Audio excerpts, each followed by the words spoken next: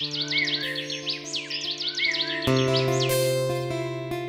समय की बात है, हीरापुर गांव में एक भाई और एक बहन रहते थे। भाई का नाम अरुण और बहन का नाम आरती था। अरुण बहुत ही आलसी था, वह कोई काम नहीं करता था। एक दिन आरती बोली, अरुण तुम कुछ काम क्यों नहीं करते? जब देखो खेलते रहते हो। मैं और माँ कब तक तुम्हें ऐसे ही बोलते रहेंगे? तुम भी तो कुछ काम करो। मेरी मर्जी, मैं जो करूं। मैं तुमसे छोटा हूं, जो मेरा दिल करेगा मैं वही करूंगा। जब मेरा समय आएगा तब काम कर लूंगा। तभी अरुण की माँ आ गई। अरुण ऐसे कैसे बात कर रहे हो तुम अपनी बहन से? चलो माफी मांगो, वह तो तुम्हें ठीक ही बोल रही थी। अरुण को गुस्सा आ गया और वो घर से बाहर चला गया। आरती भी अरुण को देखकर उसके पीछे पीछे चली गई। तभी आरती बोली, अरुण इतने गुस्से से कहाँ जा रहे हो? वन में जा रहा हूँ लकड़ी काटने। जब देखो तुम सब मुझे ताना मारते रहते हो। और इसी तरह आरती अरुण के पीछे पीछे वन में पहुंच गई। लकड़ी काटते समय अरुण का पैर फिसला और वो नदी में जा गिरा।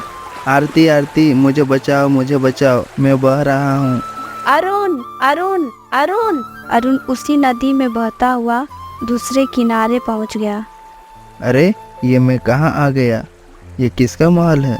अरुण जैसे ही किनारे पर बाहर निकला, उसके सामने एक जादुई परी आ गई। ठहर जाओ बेटा, तुम कहाँ जाना चाहते हो? तुम उस महल में जाना चाहते हो? हाँ, लेकिन आप कौन हो? मैं जादुई परी हूँ और किनारे पर एक जादुई महल है। उस महल में तुम्हें जो चाहिए वो मिल जाएगा। जादुई परी जी, जो भी चाहो, यानी कि खेलना पीना सब कुछ? हाँ, मैं तो बस उस महल की रखवाली करती हूँ। जादुई परी जी, मुझे भी उस जादुई महल में जाना है। मैं कुछ समय अपने घर वाले से दूर रहकर यहाँ रहूँगा। मेरे घर वाले तब मुझे समझेंगे। तुम महल में तो रह सकते हो, लेकिन मेरी इजाज़त के बिना बाहर नहीं आ सकते। हाँ जादुई परी जी, ठीक है। तभी अरुण महल में चला गया और तभी महल का दरवाज़ा बंद हो गया। कितना सुंदर और बड़ा महल है। अब तो मैं बड़े मज़े से यहाँ रहूँगा और खाऊंगा और पीऊँगा। तभी अरुण उस महल से बोला, जादुई महल, चलो मुझे सोना है। एक सुंदर सा पलंग दे दीजिए। तभी एक सुंदर सा पलंग हाजिर हो गया। अरुण खुश होकर वहाँ पर सो गया। वहाँ आरती अपने भाई को ढूंढने के लिए सबको लेकर आई, लेकिन वहाँ पर कोई भी नदी नहीं थी। सभी उसे ढूंढने लग गए और थोड़ी देर ढूंढने के बाद वहाँ से चले गए। अरुण उस जादुई महल में बहुत खुश था। जब वो खाने को मांगता तो खाना आ जाता। अब वह पूरे दिन खेलता कूदता रहता। अरुण कुछ दिन तक खुश था, लेकिन फिर उदास रहने लगा। उससे घर की याद आने लगी और माँ की याद सताने लगी। और एक दिन उसने खुद से कहा, मुझे सबकी याद आ रही है। मैं इतने दिनों से यहाँ हूँ, सब बहुत परेशान हो रहे होंगे। मुझे जाना चाहिए। तभी अरुण महल से बाहर निकलने लगा। तभी उसे जोर का झटका लगा और वह बहुत दूर जा गिरा। अरुण रोते रोते बोला, मुझे जाना है, मैं यहाँ नहीं रह सकता। मुझे जाने दो, मुझे जाने दो। महल बोला, अब तुम यहीं रहोगे। जब जादुई परी का आदेश आएगा तभी तुम जा सकते हो। अरुण जोर जोर से जादुई परी को आवाज देने लगा। तभी जादुई परी आ गई और कहने लगी, क्या हुआ अरुण? जादुई परी जी, मुझे यहाँ नहीं रहना है, मुझे घर जाना है। लेकिन तुम ही तो चाहते थी कि तुम ऐशो आराम से रहो। नहीं नहीं, मुझे बस अपने परिवार के पास जाना है।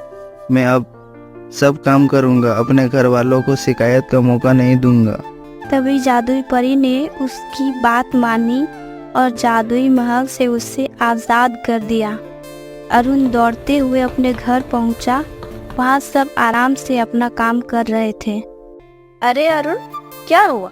तुम तो अभी अभी वन गए थे ना लकड़ी काटने।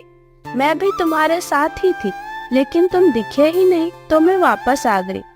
अरुण सोचने लगा, मैं तो काफ़ी दिन से घर से बाहर था, जादुई महल में था, लेकिन आरती ऐसा क्यों बोल रही है कि मैं अभी गया था। अरुण को पता चल गया कि वह जब तक जादुई महल में था समय वहीं रुका हुआ था। आरती सब कुछ भूल चुकी थी, इसलिए किसी को पता नहीं चला यह सब जादुई महल का जादू है। यह सब अरुण ही जानता है। अगली सुबह जल्दी उठकर अरुण बाहर वन में लकड़ी काटने चला गया। जब यह लौटा तब माँ और आरती उसके पास आए और कहने लगे, अरुण तुम बड़े मेहनती हो गए हो बेटा, हमें माफ़ कर देना, हम तुम्हें ऐसे ही डांटते थे। नहीं माँ, अब मुझे समझ आ गया है कि काम कितना ज़रूरी है। अब मैं आराम नहीं करूँगा, काम करूँगा। इसी तरह माँ और आरती दोनों ने अरुण को गले से लगा लिया।